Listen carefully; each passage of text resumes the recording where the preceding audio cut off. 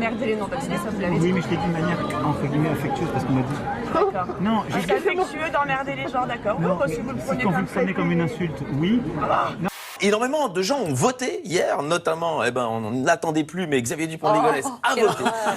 Il l'a dit.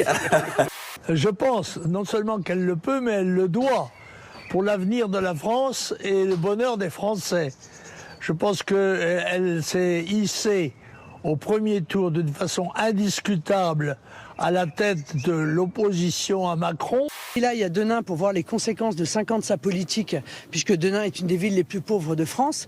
Eh bien, j'espère qu'il en sera ressorti avec la conscience que sa politique a fait énormément de mal. C'est comme pour l'immigration. Vous faites venir tout le monde. Il y en a qui travaillent dans le pays, qui s'intègrent. Ok. Pas venir tout le monde. Si, vous le savez très bien. Vous savez très bien. Par contre, il y en a plein qui font des conneries. Ils ne feraient pas un dixième dans leur pays. Nous, on ferait un dixième de ce qu'ils font ici dans le pays. On se tège. Moi, je me suis dit effectivement qu'on avait peut-être sous-estimé le score d'Emmanuel Macron. Emmanuel Le Pen. Oui, c'est la fatigue. Vous êtes dans la synthèse. J'ai des copains dans le Midi qui en ont des criquets. Ah bon Oui, tous les jours. Ah bah oui, ça, on Mais ça, on le dit pas. Non, excusez-moi, vous êtes gentil, mais ça, vous vous mettez un peu plus loin, mais vous ne prenez pas en dessous. Merci beaucoup. L'élection n'est pas jouée. Et je voterai bien sûr Marine Le Pen, parce que je crois que le choix est existentiel pour la France. L'erreur, je lui ai dit d'ailleurs un jour de M. Macron, c'est d'avoir voulu faire le vide entre lui et les extrêmes. Et donc moi je vais voter pour lui, sans état d'âme. Ma position est de toute façon que quand vous perdez, quand vous êtes éliminé d'une demi-finale, vous n'arbitrez pas la finale. On a marqué le parti trop à droite et il y avait de la concurrence à droite. Donc ça ne servait pas à grand-chose. On aurait mieux fait de rester sur une ligne très gaulliste. Notre famille politique a toujours été et reste un adversaire déterminé du Rassemblement national.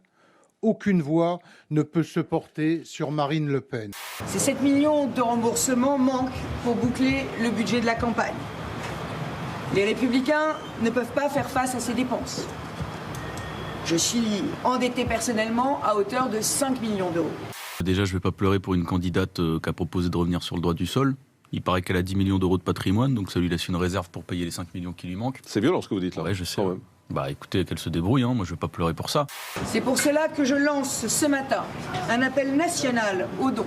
C'est Anne Hidalgo qui s'en est vraiment pris plein la figure. Pensez à vous couvrir demain matin. Il prévoit des températures comprises entre le score d'Hidalgo et celui de Pécresse.